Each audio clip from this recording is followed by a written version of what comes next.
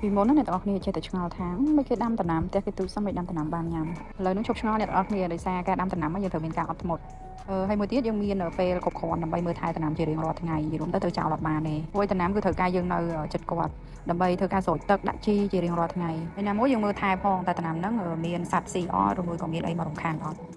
អ្នកទាំងអស់គ្នាមើលមកថាផ្ទះខ្ញុំដូចជន់តលដីចឹងតែពិតមែនទេអ្នកទាំងអស់គ្នាជន់ទី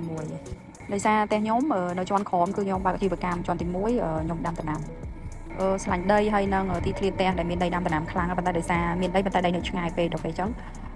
ទោះបីយើងដាំក៏យើងអត់បានញ៉ាំដែរអញ្ចឹងហើយក៏សម្រាប់ចិត្តថាយើងមានដីនៅលើផ្ទះបន្តិចហ្នឹងក៏យើងអាចដាំដំណាំតិចតួចបានដែរតែងតែលើកគេថាដំណាំខ្លួនឯងអត់មានគីមីអត់មានអីមែនអ្នកទាំងអស់គ្នាពួកអីយើងអត់មាន